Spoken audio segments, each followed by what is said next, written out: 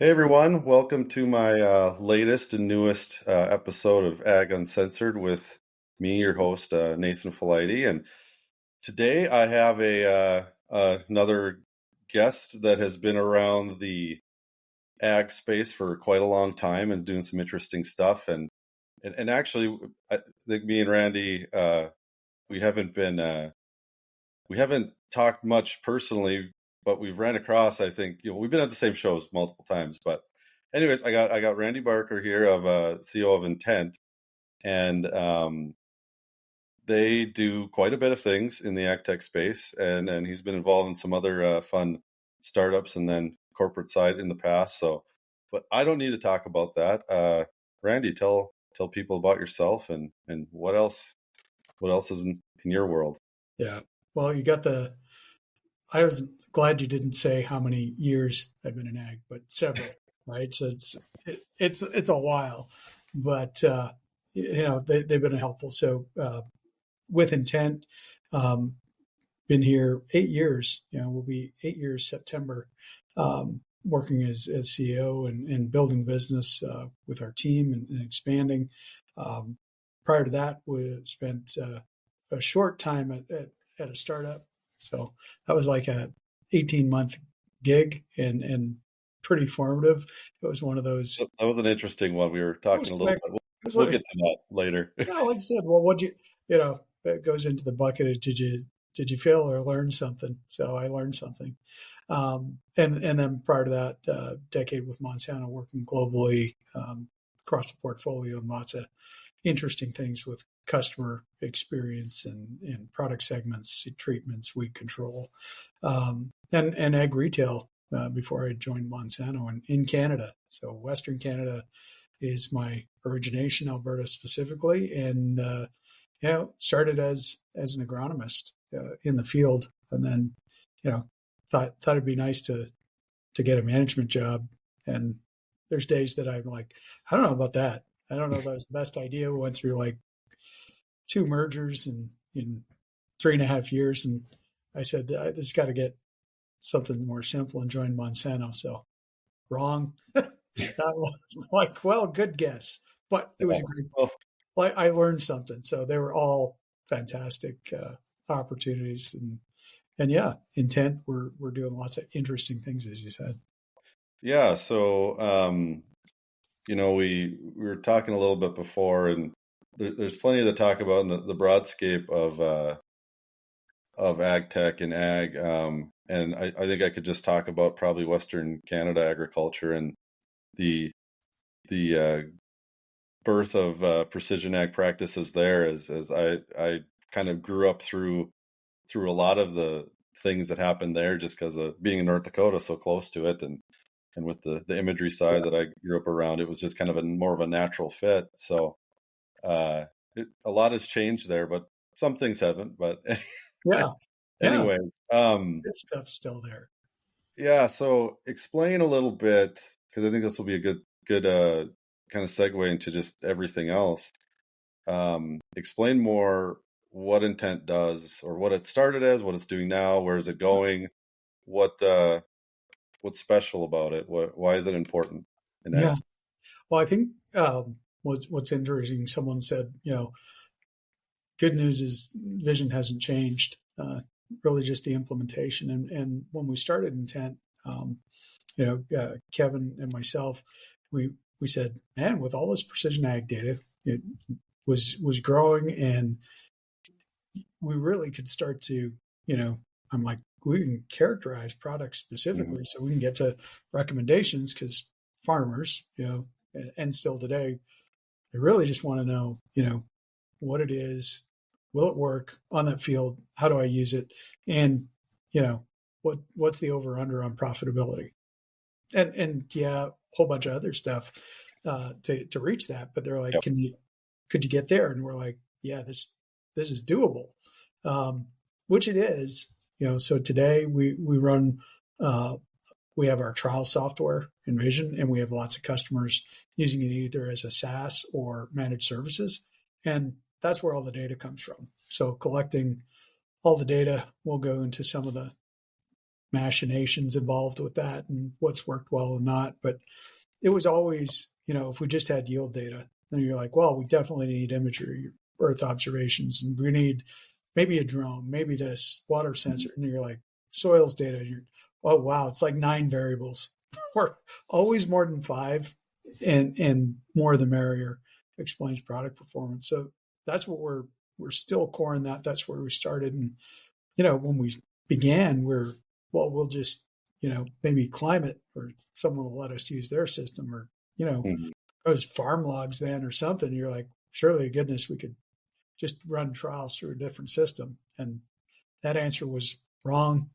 Yeah. No, they're all for farmers. They were all for farmers, nothing serving B2B in that space. And you're like, Well, well, the only thing you maybe could have used is, and this would have just not worked anyways, is kind of a more broad-based GIS system like QGIS or Esri, but yep.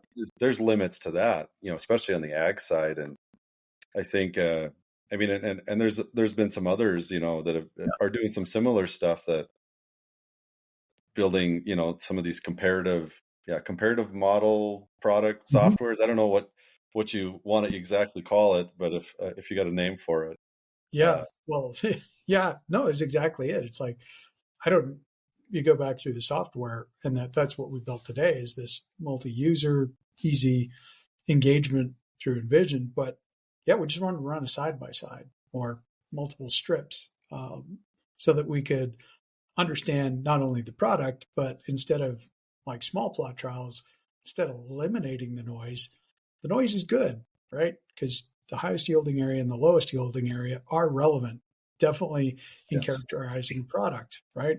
You're looking at high yield scenarios and low yield. So it's like they're all good data elements, but that's what we wanted to achieve. But yeah, you're right. It's like, was kind of smiling. You're like, oh, you could QGIS and Esri or SMS, and you're like, yep, done it, used it, yep, Python, R, it was like this Frankenstein of stuff that was used, and yeah, that's where a few years in we just said that's it, man. We got to bite the bullet, and we called it a portal, and it was just like farmers are saying, I need a place to upload this stuff.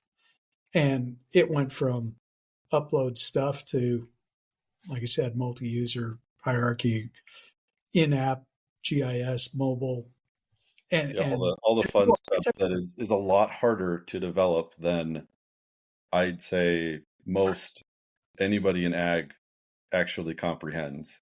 Yeah, Um, that was like been the last 5 years was the version one, which was really good, but it, step change. Then we realized volume and back end architecture was a big deal too, which made us mhm. go into that. It's always, I've seen countless, everyone calls them MVPs, uh, get your minimal viable product out, and it's always a good starting point. And right when you get that out, then you just start getting all these questions from people. It's like, well, can you add this now? Can you add this? And you're like, guys, that took like a year and a lot of money just to get that done. And we are just starting to service and support it. Like, can you please stop so we can just do some work and then get Yeah, to see what actually makes sense? Because, I mean, heck, especially in kind of the world you're working on, because people want those proof of results. That's been one of the biggest challenges in all the precision ag and ag tech space since its inception, is, and it's why there's still giant problems with it, because how do you prove that some of these things work? Like, you can yeah, grab all this data, then it's like, all right, well, now I need to interpret it right. Well, that's hard. And then if I do interpret it right and I match it with other data, I have to interpret that right and then put them together in a way where I can actually understand what the hell to do. And you're yeah, like, oh, well, this field is different than that field. Oh, wait, there's like 10 zones in this field that are all different. How is that going to react to this product in this way? right, Oh, and then at this population or this amount of nitrogen versus that. And you start like opening this web of like, yeah, it's just there. It's almost impossible to figure out 100%, but Absolutely. And that's what scares people away. Like, have you found that at least just biting kind of that bullet and going through it just to try to do something? Because I mean, these tools, like you said, you had to build one because something didn't really exist to kind of handle it that way. Are people opening their eyes and kind of self-educating on how this Yeah. stuff works, or where Yeah. do you I think on mean, that? well, that's where, like I said, the Envision, the trial data collector, you're right on, is, it collects a ton of data, and you do have to get to the answer. And that's what it's good at is, I have 6 reps, but when you start to parcel it out, you go, man, that's a lot of environments. There's variability. Okay, this field's very different than that field. And you got to do enough of that Hmm. to find meaning, right? One location, even with a whole bunch of data points within it, you're going to learn something. But I Yeah, wouldn't conclude a yeah. product decision either as an individual farmer or as a company. Like that, that's not going to get her done. So you have to start building breadth and think about data as, you know, that data collection is a process, and that's where we solved. And then on the other hand, is you go, well, now I have a year, 2 years, many sites.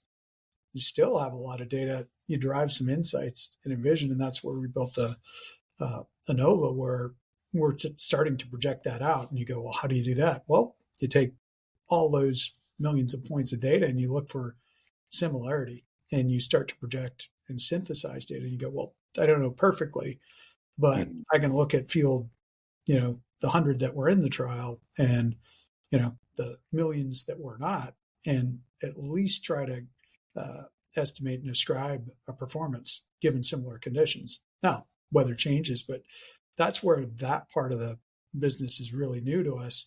What was the original part of the original vision? It's like, how do you get there? And that's Yeah. been really, really pretty cool. And to your point, is like, you'll never be 100% right. We're trying to move off being 100% wrong. Well, And you're like, well, and it's like, yeah, well, 70% would be better than guess. although what's and call it the culture of agriculture is, it's as we've been peeling open these layers, these onion layers of ag, like, oh, this is how that works. Oh, this is how that works. It almost, I mean, there's some that just they're not going to do it because they're just scared of just Yeah. stepping in the door. And and then there's others that are just like, until they can it, they just like need to see it work a little bit, and Yeah. then they can go in further. They'll it's like that the wave pool at a swimming place, and it's like, oh, it's really really shallow. I mean, it's just nothing, and then they just kind of walk in. And then you have these crazy farmers that, like, this is my mindset, because I'll dive back to this. It's a Yeah. great Yeah. It's analogy. a good analogy. On our my senior trip in high school, we went to the world's largest mall in Edmonton, which I'm guessing No, you're well West. aware of. Yeah. Yeah, so you know of the big wave pool there, and that you can bungee off the top. I didn't know that. Oh, well, I must yes, you have, can. I've been in ag too long. I missed that. Maybe it came after you left there or whatever. Probably. But so while most of the people were sitting in the wave pool, me and my friend, we're gonna go bungee jump into the wave pool. Fun. But that's kind of how it is. Like, most of our class was just like, nope, we're just going to sit at the edge. Some kind of went in, maybe wanted to use a board to go on the waves and get a little more in there. And then me and my idiot friend are like, we're just going to jump kind of to our potential death here. Yeah. Hopefully everything works out, and we'll be fine. But we're two people of 25 in our Yep. class. But that's how it kind of is with all this data and stuff. It's like, it takes so much to get people going in it, and there was all these expectations of, oh, here's I mean, even from the imagery side, oh, here's an image, here's Yeah. this, you got it figured out. Sure, on some things you can kind of sort of do little things like that, Some things. simple black and white things, fungicide off, fungicide on in an area, Yep. But once you start getting into seed varieties, uh, different fertilizer rates, different types, biologicals as are crazy these days, Yeah. it almost becomes it can become so overwhelming and complex. And here's the question I'm getting to too is does by doing these things and finding out what these products can do, changing the rates, finding, doing these trials and actually getting to that higher end of figuring it out, but then we're changing things. So then what we're sensing back in the field from yield, from satellites, from soils, we're actually kind of changing what we're observing, and then Yeah. that's skewing older data. So Absolutely. how Yeah. are you dealing with that, or what's your like how does that what's that thought process around it? Because There's a lot in there. So the West Edmonton Mall reference is good. Um, and I was thinking about the wave pool, and the way I looked at it is that, there's that part in the shallow. You could be on, big wave masters at Kona or something. And you're like, no Mhm. deal, no problem. I'm on the beach. Waves, I can see them, but if I'm in this much water, they don't harm. And then if you're actually way out, it's just swells and you're having fun. It's right in the middle that people get wiped out. And I think Yeah, it's the same here, with data. And it's like, and maybe we expect, a lot from it. So over promising kind of yeah. skips the reality of the journey. So you go, well, I'm either a believer or non-believer. And you go, well, time out. I mean, that's a pretty black and white view. I either buy into, I think of older technologies that become relevant. GPS, you know, it didn't get to where it is in your phone today No. in a year. It sucked. Same with processing. So I think everything you have to take with a grain of salt, and I think that's one of our challenges in the industry is these short term. What I would say we love to get over myopic, right? Well, I have a sensor, and if I knew this, it's over. Mhm. And I think Yeah. we convinced ourselves, you know, I like all the sensors, and I can usually, and that goes from drones to satellite to moisture, but it doesn't like overthrow agronomy, right? In Yeah. general, or Yeah. general biology, environmental science. You're like, you can't just skip that and go, Mhm. I've found the key to the agronomy panacea. So I'm with you. It's like it's it's not an either or, and there's a lot. Been the other part I was thinking about when you said that was, there's a lot of tradition into how Yeah. why we don't like precision ag, big data. We'll get to ML. We're doing ML, good AI. It's going to happen.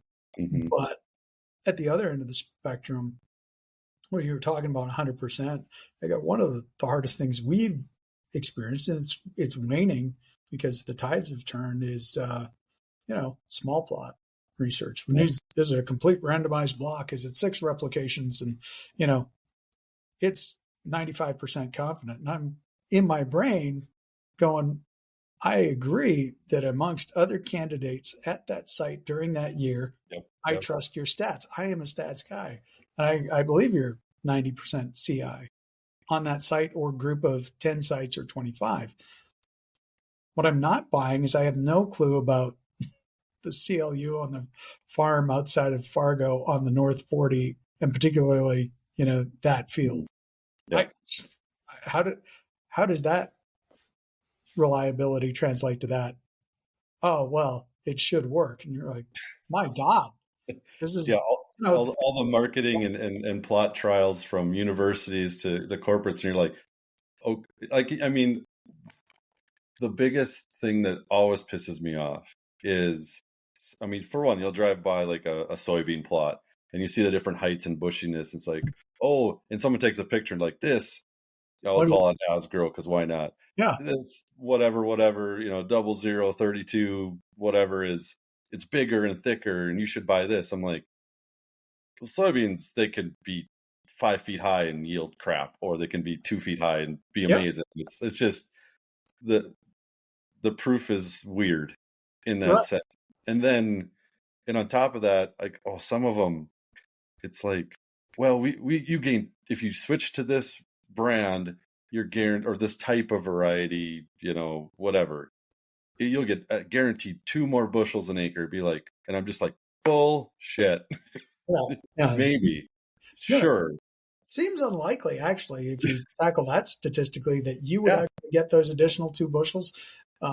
Mathematically, you go, no, you'll end up on the distribution somewhere. I don't know if it's -2, 0, +8. You yeah, know, I mean, you have to start somewhere. So I'm not,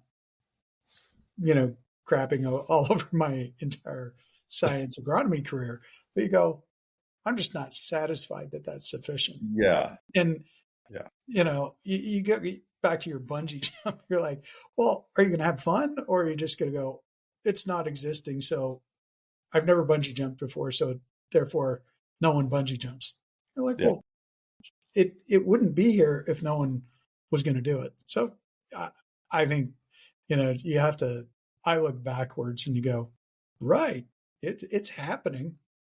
It's hard. It's glacial. There's a lot of bodies and Hmm. failures on the road, but yeah, it's probably that more reality of farmer view, right? It's like it's constant failure. You just hope not to go broke.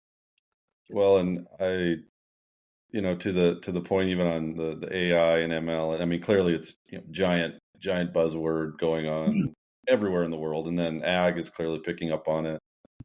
And I'm for it in the right context, but I think what people need to remember, farmers need to think about this too, and then the ag businesses around it, or maybe the startups using it Yeah, as my a few colleagues have said, it's more augmented intelligence. It's just kind of doing what yeah, more humans can do in a more of a collective state. But if we don't train these processes right, and you don't do it properly, so like even the test plot results, to your point, right, that might not actually translate well into an AI/ML product in normal field right. work.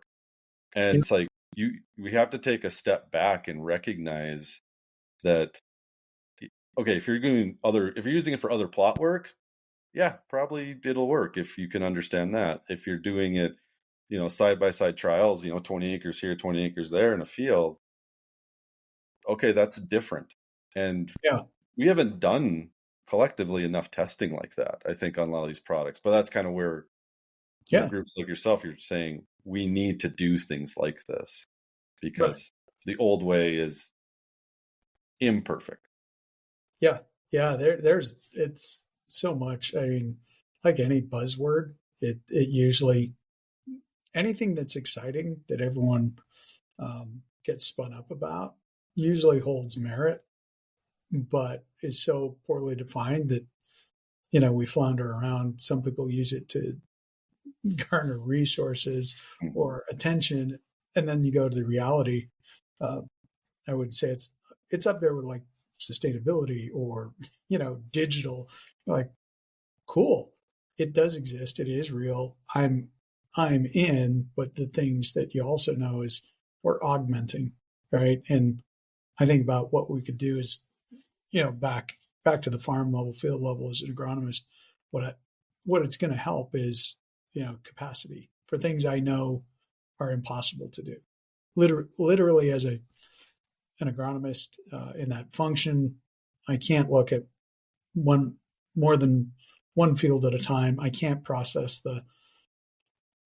whether it's a farmer or an agronomist as an individual. You're going to, I'm thinking is processing hundreds of variables simultaneous with what you see, know, and all that stuff. That's what makes us smart. Hmm. Now I can literally be analyzing a full field with all the stuff I hadn't seen in that field and history. And there's like, I couldn't even manage one field at a level that ML and AI will get us to. Yeah. The other side of the coin is, um, you know, our habit is bigger than available claims. And when we were World AgriTech, I was like, you, you can't be in some instances in ag, you can be mostly right and be okay, right? You pick a soybean variety, you'll be fine, right? Because most of the genetics are pretty good. You pick a good one for that field, yeah, you'll be better than your average. If you did a really good job, you might be better than your history, right? Mm-hmm. That's all good. But if you mess up an application or AI is running your monitor and didn't, oh, sorry, I got the wrong herbicide. Oh, Yeah. there goes that crop.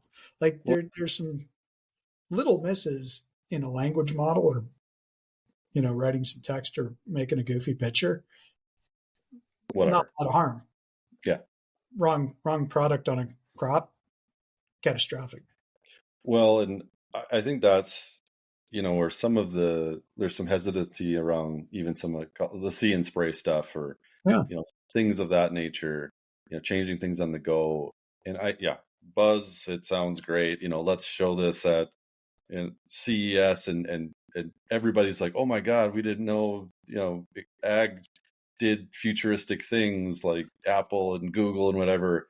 And it's like, I'm sitting there and it's like, yeah, that's cool to show, but getting farmers to actually do it is really hard because of that fear you just said. It's like, okay, this camera is supposed to take this video live feed or whatever, and then recognize that this is a plant that needs to be killed and sprayed. Okay, well, can it actually see everything? Yeah. And if it doesn't get the right plant, well, I mean, you look at, some weeds, they create, thousands and thousands of seeds. It's Yeah. like you missed Good old one. water hemp. Yeah. Million seeds per You missed plant. one little instance, and then it's like, boom. Yeah. It can just ruin a patch. And I mean, and how many times could that happen in a field? Is it a 0.1% error rate? Right. 5? And so for guys, like when I've been talking to them, for one, some are wanting to charge like an acre charge, which I think is kind of crazy and dangerous, but whatever. That's a different story. They're just like, I can't sleep at night unless I spray everything. Yeah. Yeah. Because I just can't, because it's like, it's worked. It kills it. I don't care if the sensors are perfect. That thing's also complicated. Comes with wires, more computers, more Right. service support, and it loses half of its value overnight after I buy it. Yeah. It's so hard. Like you can buy a cheap sprayer for pretty cheap. Yeah. No, absolutely. Job And I done. think, and provided residual, driven chemistries, which, in my experience on weed control was always, when certain herbicides fail to work, multiple modes of action and residuals is the solution agronomically, right? Yeah.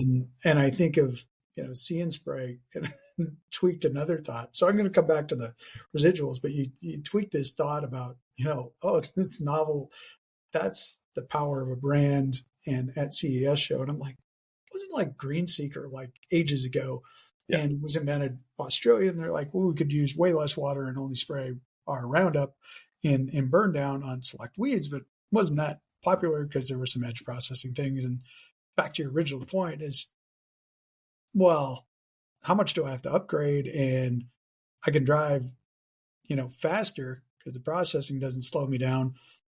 And Roundup wasn't that expensive, especially as generics came into the market. So there's this economic, reality that we're trying to tap into some value predictor. But, I think those are challenging with almost any adoption is tradition, and there's an efficiency that's been achieved economically in a marketplace that isn't easy to that's why I hate we're going to disrupt it. And you're like, oh, good luck with that. Yeah. You're like, these are like a whole bunch of individual agents, right? Each farm is many, many little businesses.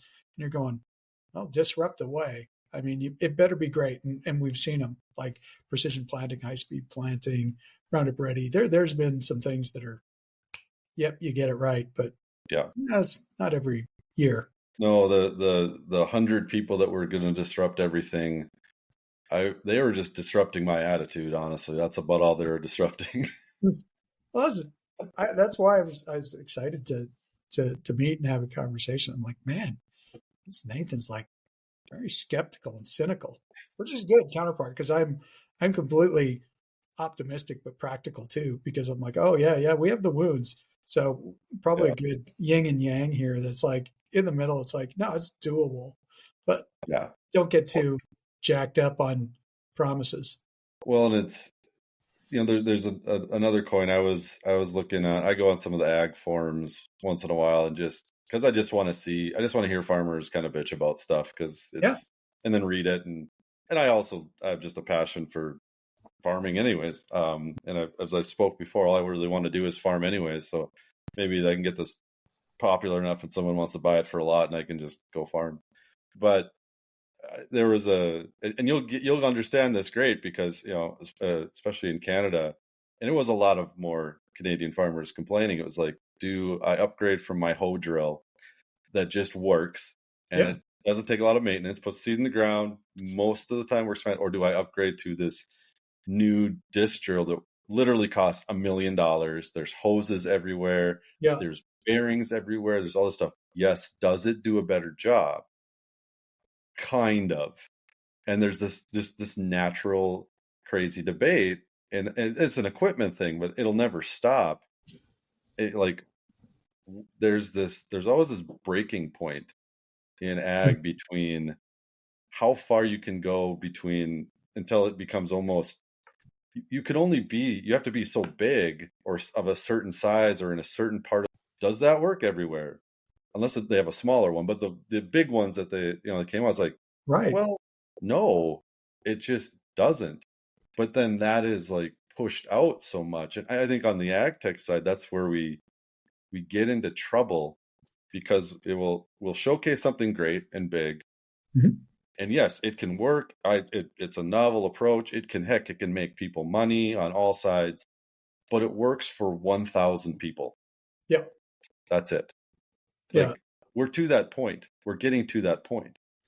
yeah, I yeah. quite Yeah, with that type of scenario, I mean that's like a lifetime of when you see the same repeating theme. And I reminded when I was smallholder farms in India, and you see someone planting with a stick, and you're like, man, imagine if you had a tractor. And it's like, well, what would everyone do? Yeah. Like we still get everything planted. It's it's handmade. Scale of farms isn't the issue unless you group them up, and you're like, well, now you're messing with something different. And then to your other extreme on ag tech, you know, it's it's no doubt better, but the number of farms that can use that, I mean, this is where we see a lot.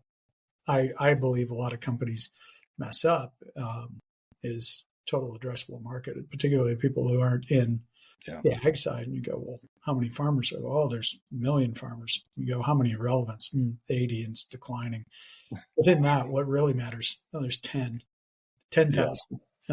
You go, woo, okay, we're getting Everyone's going after the same 10,000 people there. in an And then entire how position. many?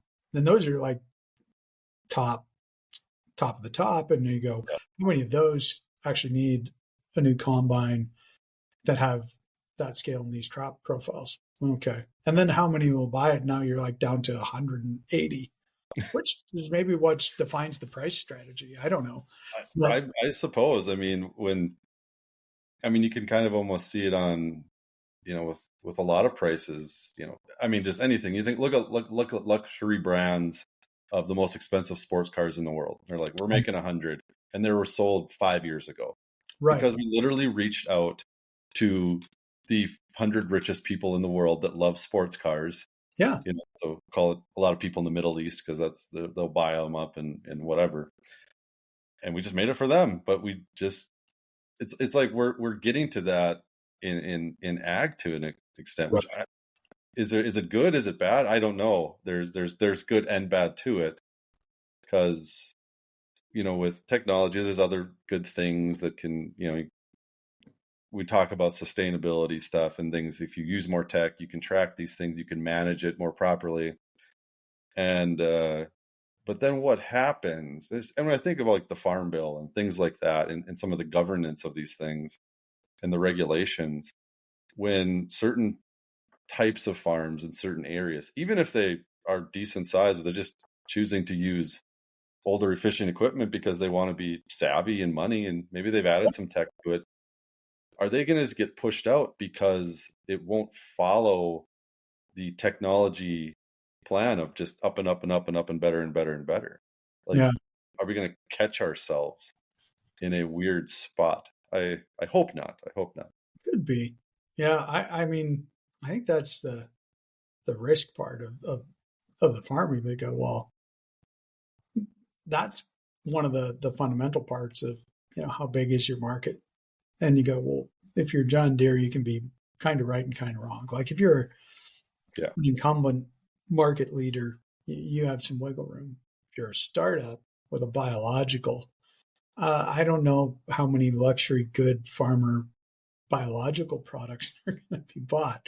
Like you're like, it doesn't even when you say it out loud, it sounds silly or downright stupid. So you go, you got to think about market fit, and what you're talking about is customization and being much more specific in the benefit, right? So if I'm engineering my next combine, and I'm a big company, that's one thing. But if you're small, you better get that market targeting and sizing right.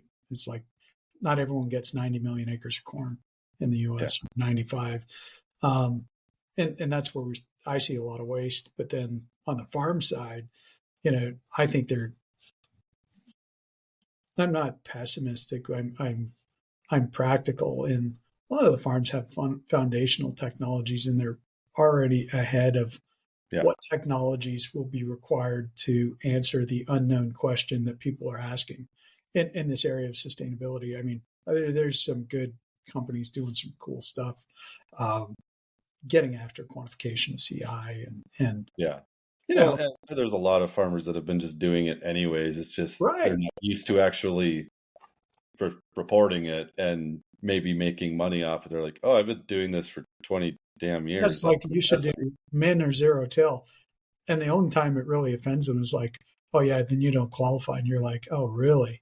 I oh mean, yeah, that is offensive. Like the yeah, person that's done the most get, yeah, those are, that's something if anyone ever asks my opinion, if it's a customer, I'm like, don't do, don't do those programs. It's like charging for baggage on an airplane. I'm like, come on, man.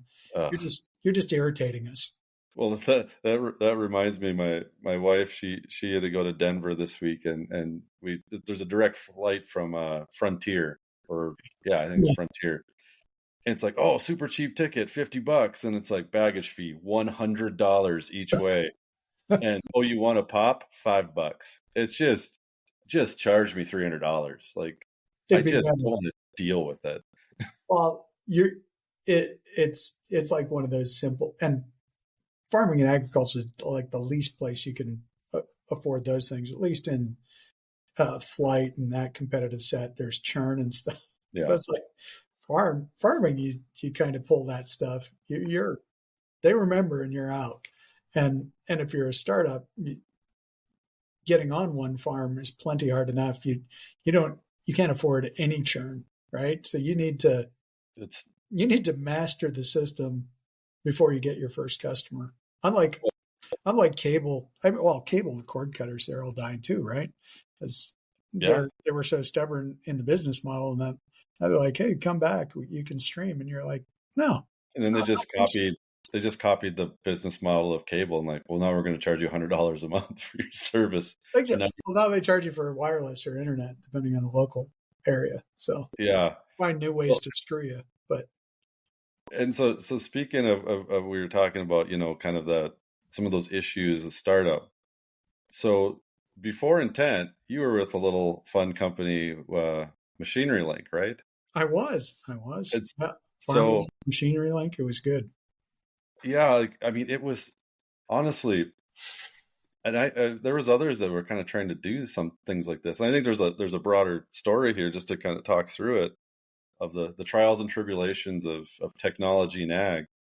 It's like, oh, when combines, it's just like custom combine. You're following that model more or Right. less. Like, oh, you start in Texas early. We're done with Texas, you go to Kansas or Oklahoma, and you go to Kansas, and you go to Nebraska, you go to South Dakota, you go North Dakota, then you go up into Canada, and you're done. Like, oh, that just needs one combine, and no one needs to store it. And the Right. business model is like, yeah, of Yeah. course. Yeah. Well, and that one was, it was pretty interesting because it was split into two parts. Machinery Link, which followed that model, which is, interesting as businesses. You go, yeah, go to the opportunity, right? It's on the board, and you go, yeah, you don't need, you know, fleet of 400 combines doing something a fleet of 100 could do, right? And Yeah. because it's contract, it was a good spot and good theory. Um, so as that side try to expand the footprint, what you started finding out is that farmers like the control of machine ownership. I don't like sharing, right? I That might, that is and they would that. have portions of their field custom harvested because that was their surge capacity for, that was the outsource that they got extra stuff done. Some relied on 100%, but that was good. And then the parlay into ag data and analytics is where, good idea before its time. And really, it's as tough space to penetrate, whether it's ag retail or Yeah. farm level. I think that was just a massive underestimation of, this is slow, little wins are good wins. And, so those two sides of the business, the data side really just, just hit the wall real quick. Well, and I wonder if, and that was yeah, like I said, it's a different time, and with some of the equipment, the prices is getting. Yeah, maybe that model can be explored again, especially if people want to kind of keep up with the times. It maybe can make sense to an Yep. extent, but to that other point, that's kind of been, and I think this goes into the data side too. Uh, uh, there's just this natural want to own and hold your own thing in farming, Yeah.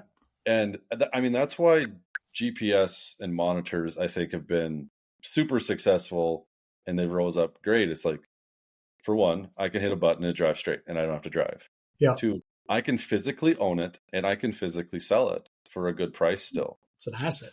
It's an asset, and that's how people think of machinery in ag. They always have, always will. And yes, there is a percentage that are like, we don't care. Like Western Kansas, a lot of people do custom harvesting there.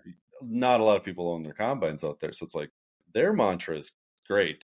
And even in Texas and Oklahoma, North Dakota and Canada, it's like you get other custom harvesters to fill gaps and get Yep. and time constraints.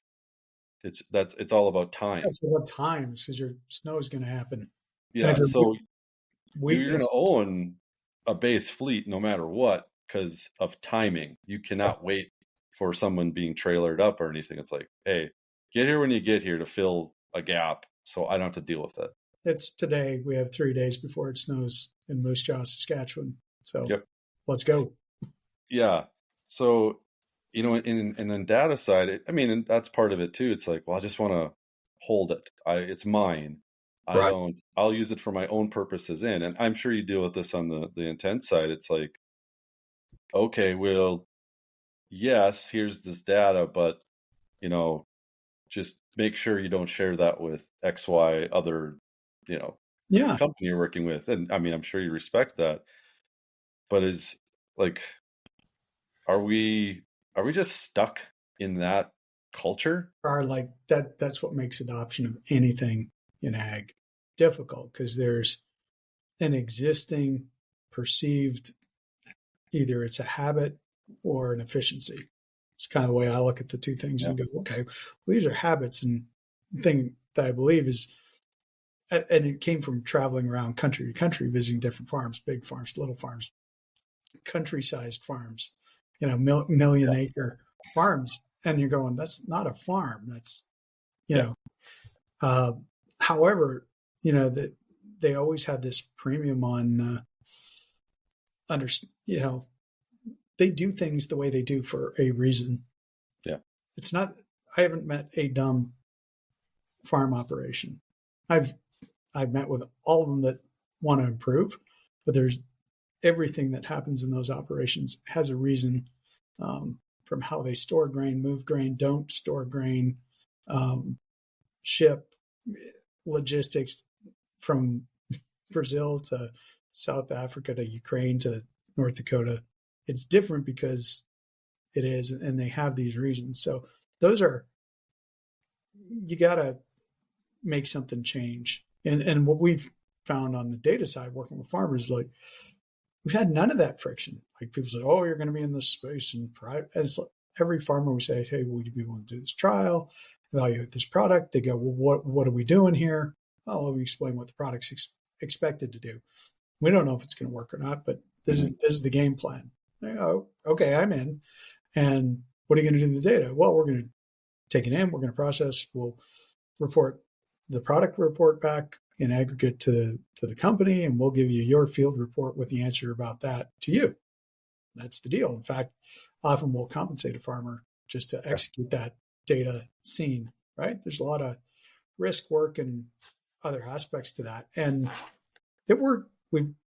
I can say we've never really had any issue around data or privacy with farmers because we've always had a purpose. We give them something back, and we do keep it private. And so Well, there's almost like a no deal. So yeah. every time people bring that up, I'm like, I don't know where that's coming from, but what they said is don't do anything that's using my data to harm me. I go, well, cool. Yeah, it's like it is like have we just and then I think a lot of are trying to do that kind of similar model. It's like, hey, I'm just trying to help you. Here's the rules. Here's how it works. You get A, this gets B, that gets C, and everyone's happy. And I mean that's just how it should be. But Right, yet and we all know that some have not taken that play at times. right, And and some of those groups have and this is not blaming where you used to work either, that's a different story, but just others in the space, and then it's created like this sour taste. It's like it's good that you said it that way. It's like we're trying to gain back this potential confidence around what data can do in ag versus what's been kind of showcased that it maybe can do. We need to prove that, okay, we need to prove that something works or doesn't work in right. that situation to build step one in that confidence. No different than it's like my toddler right now. He's on one of those little Strider bikes, and the first day he got to him, he's like, I don't know, I'll use the trike because Yeah. there's three wheels, a little more stable. And then the next day, and I was like, here, look at your sisters. They're on their bikes. You got to go on your bike. He's like, okay. And he just starts going around, gets used to it. Just like these little, paths to success. He doesn't have to be perfect. He fall a couple times. And then all of a sudden now he's like, he'll be on a normal bike without training wheels in like 6 months because he'll go down a hill with his arms out full speed like a You still little got to evil hold on. Knievel. So I got another problem on my hands there. Yeah, But that's the reckless bungee jumping yeah, effect. it's in the blood. Yeah, yeah. That's not, Great, creating crazy companies and yeah. doing podcasts and all that But stuff. So, trust and confidence goes to bad decision making, which is like iterated on my picture behind me. It's like yep, that's bad decision making, but I've got it out of my system. And you go, well, it's data. I think it's just that customer relationship, or thinking it through. And you see so many companies burn up, and you know before they even start, it's like, oh, you're out. You just blew yourself up. And it was the death knell. It's like, give me all your data to help me start my business. You're like, yeah, why would I do that? And then they go, no, it'll be good for you. And then the ones that are foiled, they're going, this was not at all good for me. yeah. And I didn't get money. I didn't learn anything. And I feel like you robbed my house.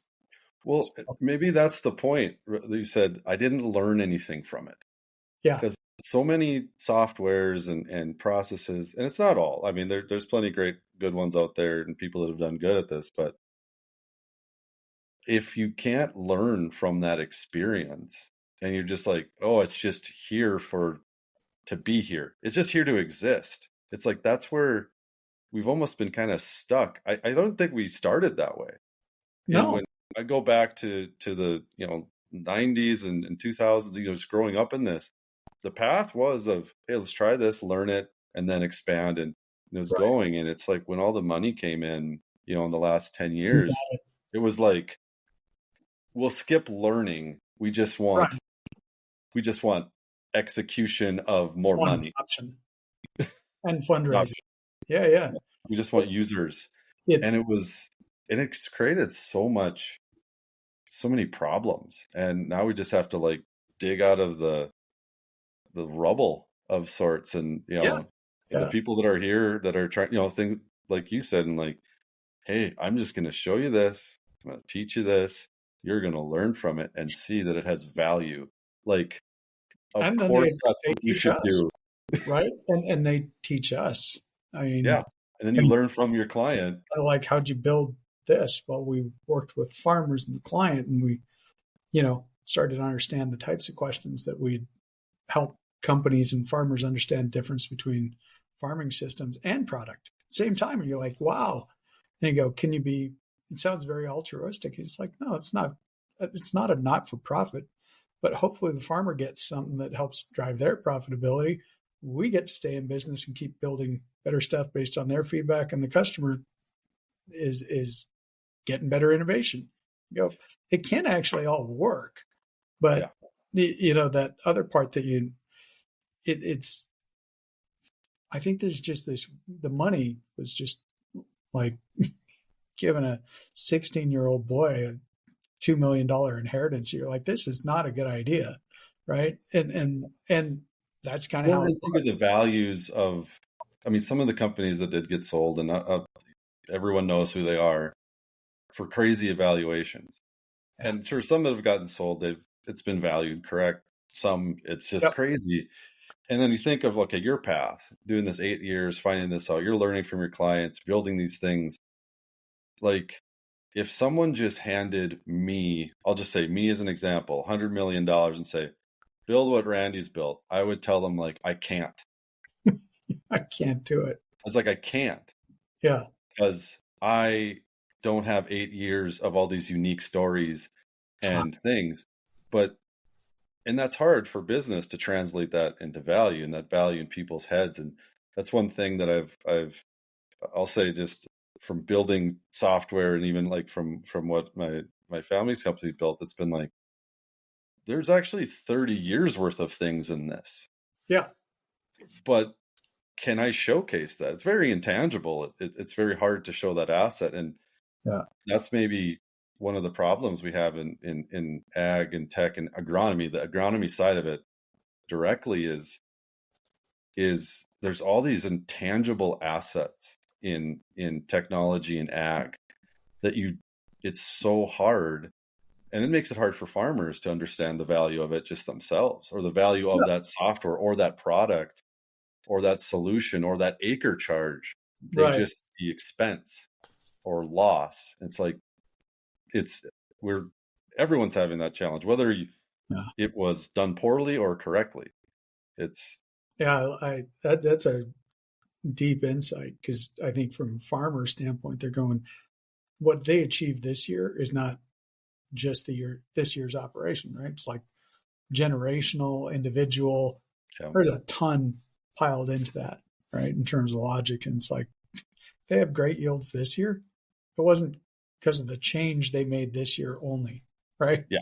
It's a whole bunch of stuff. And I think that works for businesses as well. And I can't, and it works on the science side, right? So if I think about any of the successes that we have seen sort of start to cut through, you're like, yeah, it's like a 10 plus year effort.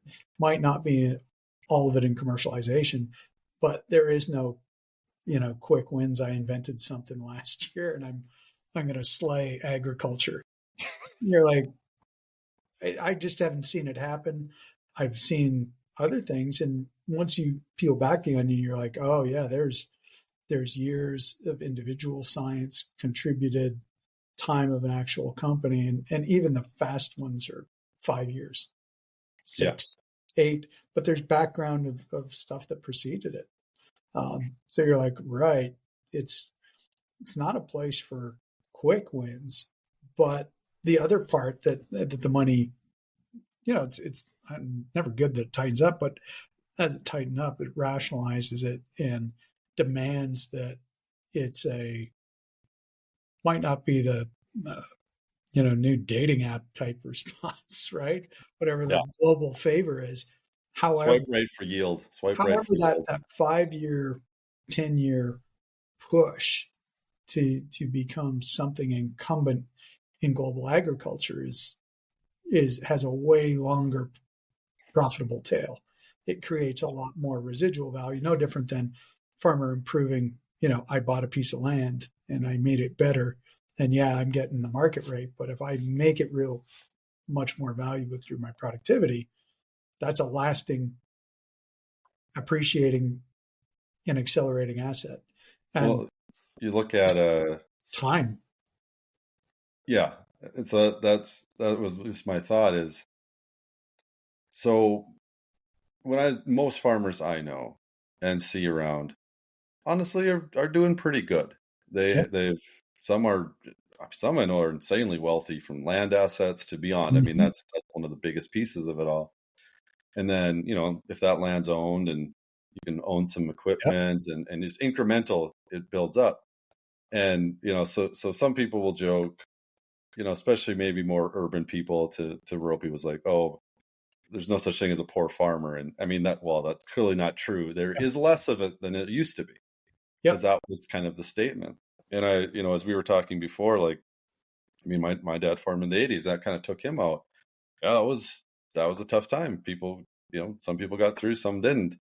And then you look at other boom bust cycles, the 50s were good, 40s were weird, because of the war. And then you have the dirty 30s. And you look at all these generational things. And while, yes, some farmers are doing really well right now, that's taken 100 to 150 years Yeah. It's like, of just grinding through the shittiness of yeah. ag in a sense and changing the stories. Like the 80s helped change what has become the new farm policy Yeah. to get it to a point where people don't have to worry as much about Yeah. living or dying on their farm almost. Yeah. And I think there's still that scale of, smaller US farmers that are challenged, but we came out of a good period. So it's always a lagging indicator. So doing well has to do that land values haven't adjusted, right? They're still creeping up. Um, Commodity prices are down, interest rates are up, but they made hay while the sun shines, right? So there's the period of stability. None, I don't know any of them that are doing well that lack disillusion and like something bad's not going to happen, The, right? the Whether it's only a few drought, that they're like, hey, we're buckled in. Like it's good, but don't get carried away because I can't buy more land. Like there's moves that they've made to be sustainable or at least weather some of the storms, but not impervious. But that's why they're good. well, the few that do get in trouble are usually the younger guys that kind of, I don't Aggressive, know, overextend yeah, themselves. overextend, aggressive. Maybe, I mean, I was the conference that I was at this week. A guy was telling me a story. He's like, honestly, the kid got in because I think something happened to I think his grandpa basically was like, here's the farm, because his dad wasn't doing it. It's like, here. And the bank was like, oh, you got sign off from grandpa? Yeah, here's all this money. You should buy this new equipment. The bank was telling him what to buy. He's Yeah, like, yeah, sure, if you'll let me. And it's almost bankrupted the entire farm. He's had to sell three-quarters of all the equipment he had.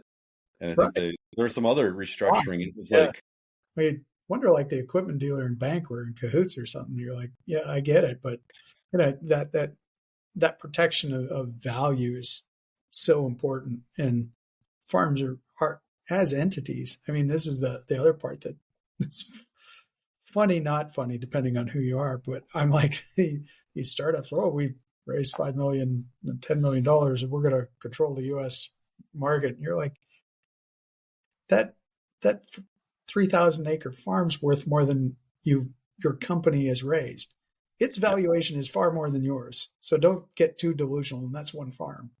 And you need to influence ones that are worth not only 10 million, 50 million, $100 million companies, which we call farms, that you're important is, it's like, I find it funny and ironic. It's like, well, these farmers, we're going to help them. I'm like, you hopefully you get to spend some time with any of them, and you realize that some of them are exceptional.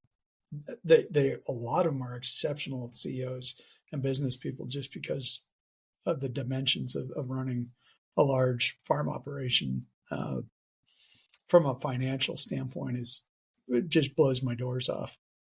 Well, some of them, I mean, there's a few that I've known that, I mean, that like I said, their wealth is built up.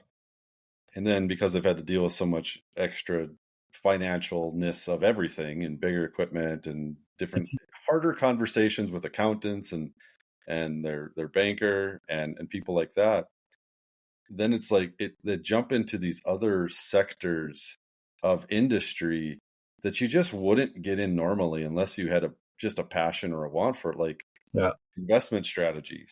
And they become like their own investment bankers. Yeah, their own family office. Yeah, and have all these other integral pieces. I mean, you learn grain marketing because you have to. The only reason, like, and so you start getting all these little intricate pieces. But to your point, it's a great point. It's like, oh, great, you raised $10 million. I mean, that's cool. I spend $10 million every year, and I'm me and my son or something like that. My input bill is $10 million. Yeah. It's my tax bill. Like, I mean, I know some that it's like my property tax bill is $10 million. Exactly. So, I mean, that's a really cool part that I think is, once again, just one of those gaps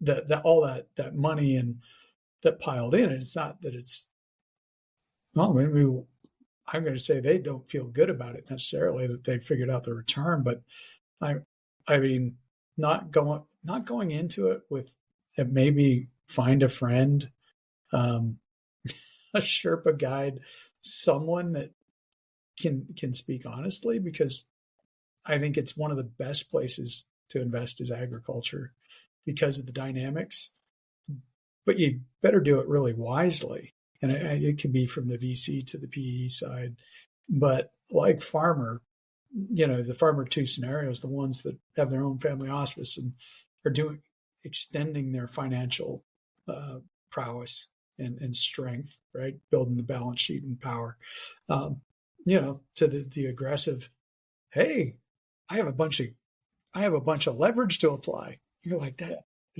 It's good, but talk to someone really smart about how leverage has been applied. Not the 16 who gets the $2 million inheritance. Like, well, there is a lot of that in ag too, so it gets wild. But it kind of makes me think of a point in from the corporate side, and you've worked in it, and I have too, and sometimes I've seen this a lot lately. Maybe it's changing, and maybe it's more of a closing thought. I know we're getting close, but like on the large company corporate end is, they almost, the ones that work with farms, they need to think more like some of these large business farms, because sometimes they cycle through different leadership, like every 2 years. And then that person makes a change, but it totally changes the entire landscape of what they're doing on, say, the technology and ag. I've experienced this many times just from our family business. I know many others that have experienced similar things. And it's like they're letting somebody that doesn't understand it make these insane, huge decisions that affect the industry. My example, because I'll just say it, I don't care. We were working with Pioneer and doing a lot of their imagery. New guy came in, drones became a big thing. 2015, they're like, we're going to do drones nationwide. Pioneer seed. Yeah. We're going to do that instead. I was like, you can't do that. That's impossible. Yeah. That was just, it was the rule. And then things ended. It's like, but you can't do that. I was like, I'm not against drones. Like, they fit. It's just like, No, there's no. And it's like, why does that always still happen? And I mean, you're working with different large groups that you're trying to almost prove them not to do some of those things by doing these trial results right. and working with that data. Do you see a shift in that happening? No, I bet that's still getting to so much dead. Sorry, all corporate people Like, that are on this thing. maybe I could say, yeah, no, it's changing. It's changing. It's changing because,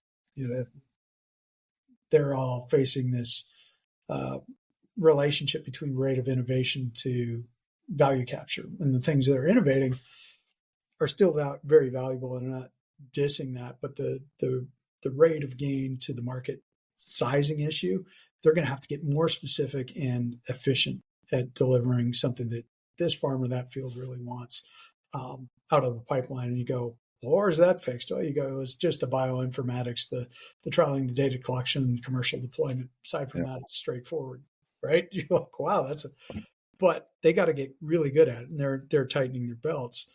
But I think that's the nature of, one of the things that is always a caution to them is like, you throwing the baby out with the bathwater. You're like, whoa, like, change is good. Sometimes shaking things up gets rid of the fat and the fluff, right? You're like, this can't carry on. However, sometimes you get these carte blanche, personalities, and they make a sweeping change that pretty much, unbeknownst to the company, neuters itself like 3 years out. Like, where'd that happen? And it's and then sometimes there's employees internally that will even, warn. They'll be fired. But then you get that fear. It's like, how it's supposed to work that way, but it doesn't work. No.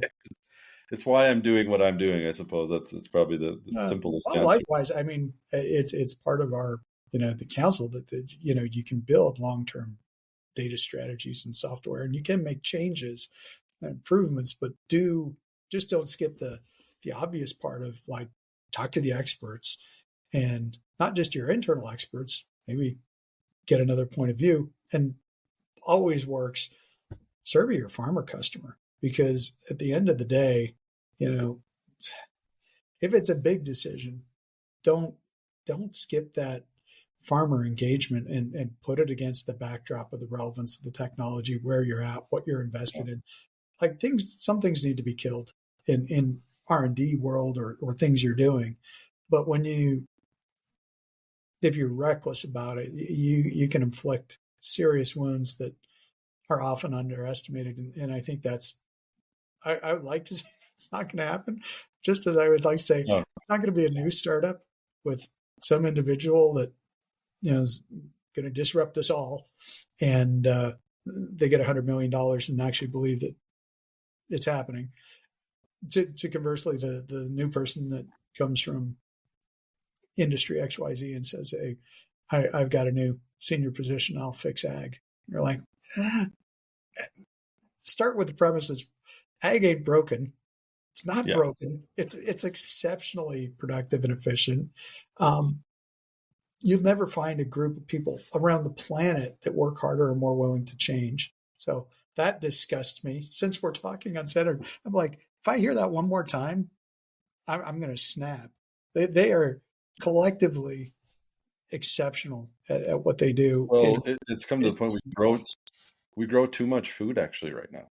Yeah, it's a distribution issue, not a quantity issue. It's like, we can crank up the 10 billion people. I'm like, we could probably feed them right now. It's just, it's not necessarily calories in the hands or currencies or other dysfunctions security wise that it doesn't happen. Well, you don't have I mean, because I love analogies, and clearly I turn them into memes a lot of times. But Yeah, yeah, uh, you know, when a new variety hybrid comes out or a new chemical, typically the farm doesn't just say, "We're putting all this one variety in, and this one chemical and this, and it's all that." It's like I'm not saying it's never happened. I'm sure it has happened, but uh, rare. yeah. And sometimes that's what I've seen in from the corporate ag end, but even from smaller companies, it's like, yeah, you need to find sometimes that niche, that thing. It's like and push hard, but I think people are starting to learn and is you just got to really think about the ag industry and how it is, and have a plan of building up some Yeah, of these other tools that do other things for others. Because if you have just one thing, you got to start somewhere for sure. yep, Just like, how you guys started. But I think you had a plan. It's like, well, these things will come up. And some have came into it not even thinking yeah, of what can happen or what should be the next step. And here we are. yeah.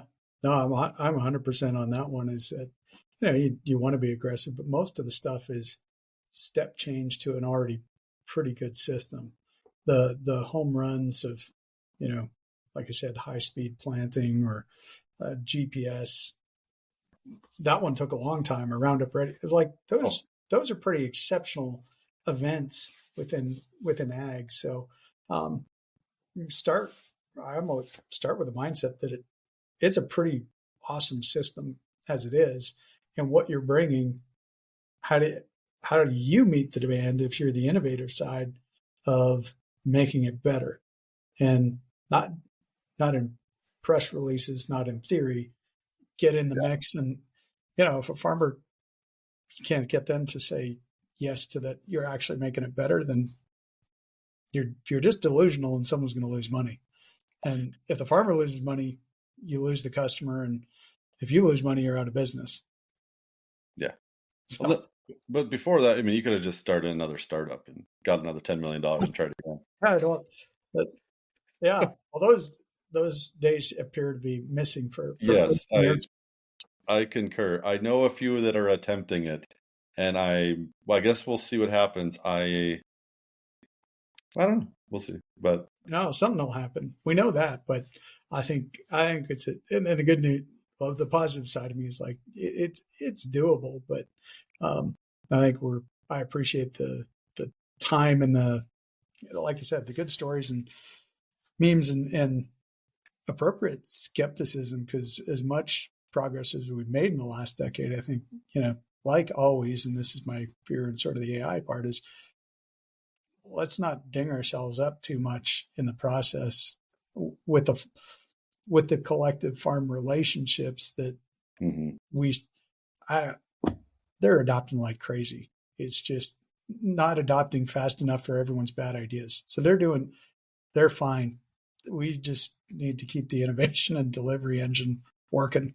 Well, and with all I mean, we've seen this growth up of software and hardware and sensors, and now it's like we're in this, from AI to biologicals. Like, I guess from all the testing and stuff, you're seeing different result trials because clearly you're doing a lot of stuff with all these biological groups. And I mean, some of them raised a lot and are doing, they need to spend a lot to make these things work, Right. to prove that they work. That's just how that kind of industry part of ag works.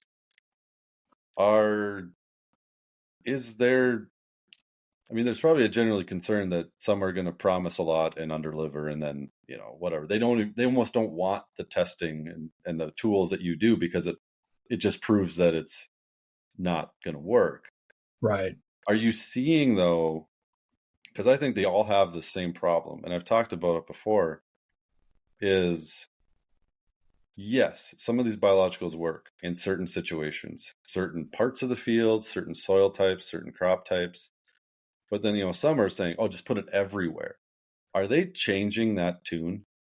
to Yeah. say ours are built more for these specific things, and that's all we're going to do. So then they kind of stay in their lane. Yeah. So that they is a big group, Yeah, right? It's like biologicals includes a lot of things that aren't even biological by definition. yeah, So I think there's a lot of companies and candidates, right? And let's just look at them as biological based tools. Leave it at that, and not try to segment them. But I think they have to rationalize and think through what is my positioning, right? And there's some that are what I'd say not at the scientific level they need to be before they even get to an on-farm trial. Um, I don't believe in that type of, hey, let's get it on a farm. It showed some efficacy on a lettuce in my back porch, and you're like, I'm sure it did. yeah, You need your early science and that piece to work, and then as you go to on farm trials, you really do need to characterize. Before you're going to that wormhole, what are you doing from regulatory? Do you understand your site or mode of action or multiple sites and plant response or physiology or soil response? Um, you know, the days of it does something in the soil that's good, or if there's some good companies in that space that are getting much better at the science that's going to translate to good on farm trials and deployment. But there's also a lot of stuff that you know is supported or funded by people that I'm pretty sure out of the plethora has no merit of spending another dollar, right? So I think that was my corporate experience when we work with that. You get pretty ruthless of, what you're not going to do in your tech tower, and innovation is just as important as what you do. And when it's completely fragmented across millions of companies and candidates, you know, something something's not right. So I think as an industry and farmers, we got to continue to hold the feet to the fire of the innovators. Otherwise, like I said, I'm the half full kind of guy, but I think there's a lot of stuff that's going to slip through our cracks and or maybe already has that I'm concerned is not helping our collective farmer acceptance, right? And it's like they're not adopting. It's because we like the AI, which I like AI as solutions. You hmm, start pushing out bad stuff. Then we go, why aren't they adopting? Well, we delivered a bunch of crap for 5 years and then told them to buy more now that we have it figured yeah. out, or 10. So Well, are we going to? My fear, and I think a lot of people have this too, and we were talking about it early, and I'll kind of close with this question, and then because it's a broad one, and you have experience on this because you worked at Monsanto, I and did. you see the push of Roundup Ready, and it's like Roundup, it'll kill everything, it's the only thing, but clearly have different issues with it becoming, other weeds have started tolerating it, and like, yeah, you don't work anymore. Is the biological side, are we going to have that? Is that a reality? Because I fear that some soils, because it's something from another area, it's not quite matched up, will be like, no. So now we're going to go wreck other microbes that we're going to compete against, and we just create this whole weird soil problem or plant problem or whatever that biological is being used for. Maybe makes the Yeah. grain not even edible or something because it was Yeah. put Yeah. on, Absolutely. changes the DNA structure. I don't know.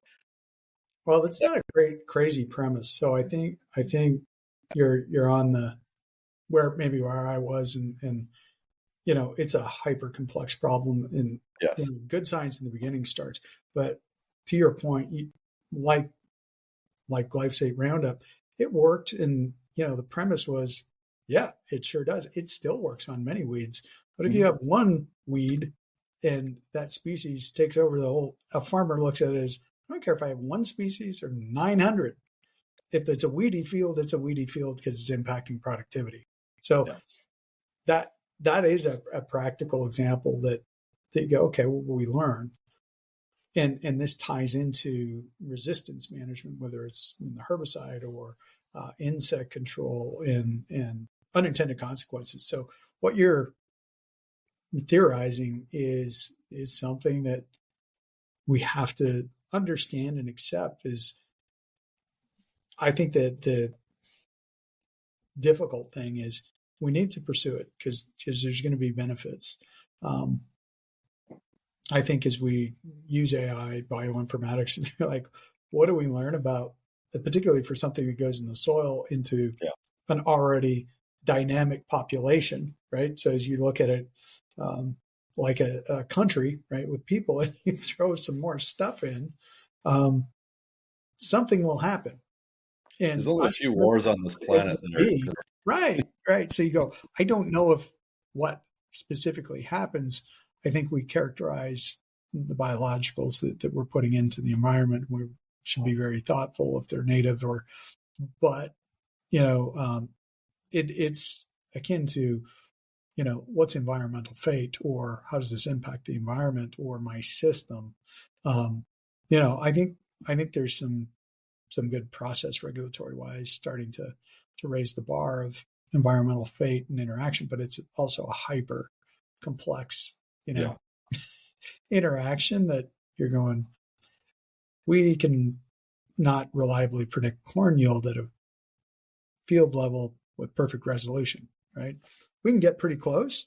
And the closer we get to harvest, the better we are with an array of tools. But you say, what's going to happen with the system changes of biorationals?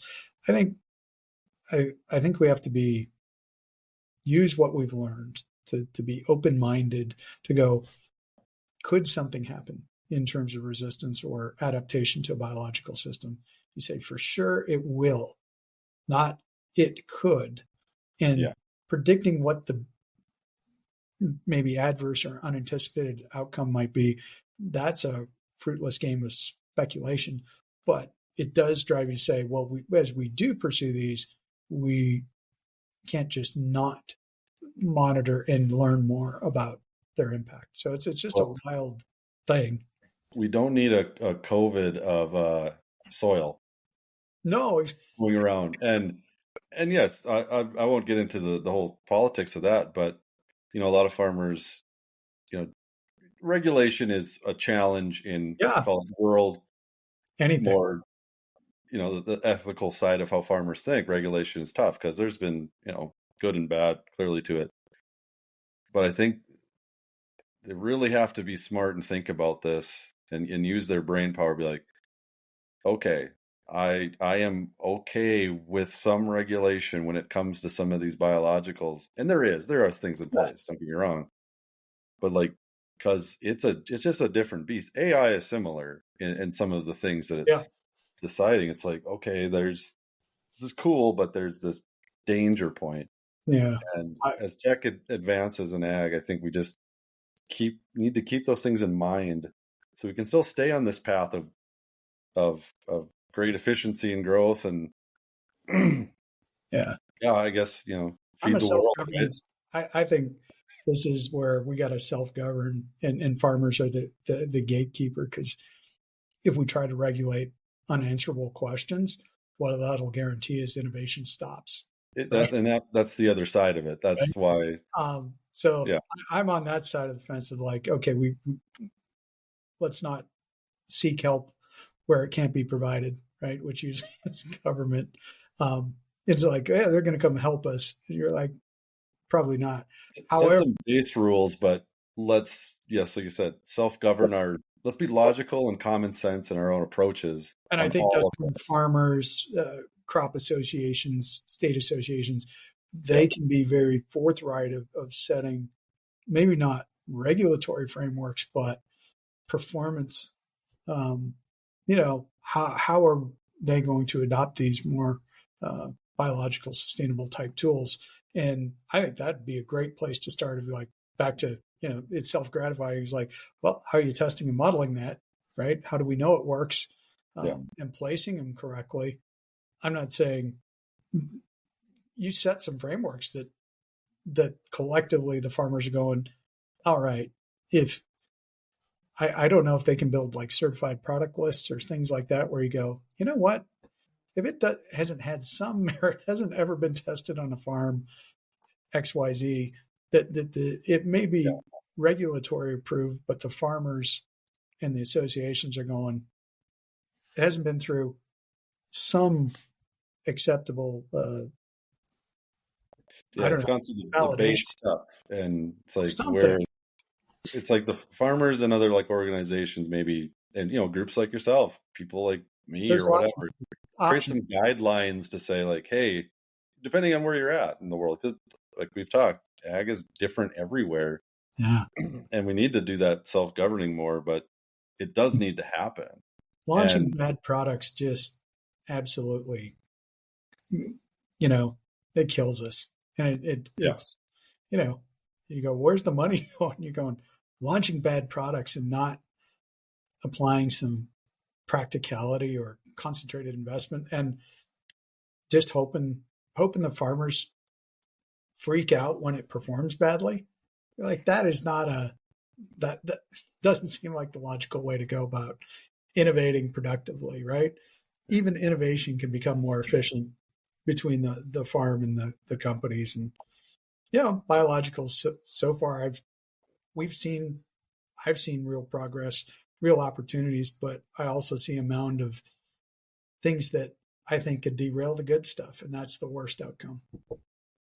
yeah. Well, and like I said, to that point, we need to build things that are good and actually work and don't Yeah, tear us down. And hey, not everything, like I said, but there's definitely been some ag tech plays that have kind of thrown us backwards a little bit to where we should yeah. have been or could have been or should That's where be. I'll leave it up to you for the memes because Yeah, no, I I maybe well, one I'm of getting those into questions. more the gifs and videos, and I got a lot of stuff coming, but those things take more time, and oof.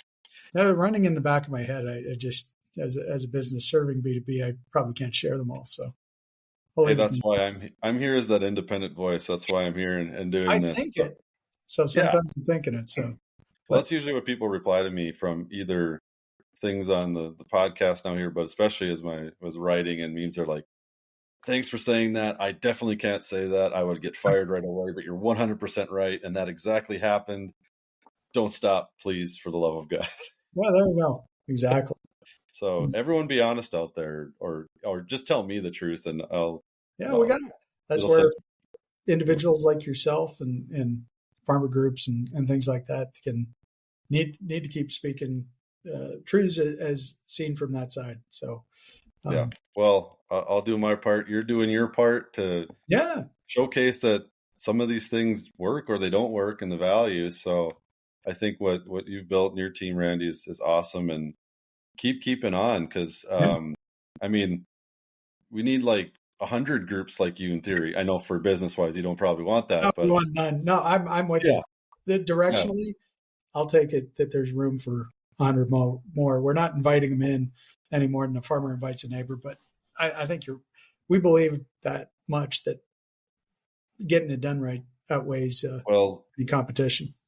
there's a lot of room Yeah, to there's tons still. of room. It's like, That's the thing people need to remember in ag is like on the tech side, like adoption's still pretty low. There's a lot of room for people to get involved in this still to work and for money to come in and work properly. We learned some things that don't, and we've learned some yeah, things that did, and we just got to kind of to the whole points we've been talking through is we have to use time and learn from our mistakes and learn from our clients and get to the next point in a sound and logical way that doesn't destroy us in the yep, process. wipe us out in the process.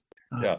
But so anyways, thanks Randy for being on this episode, and no, it was great having you on. I think we got through a lot of pieces and heavy subjects and some fun parts, and I think people enjoy it. So thanks again for being on.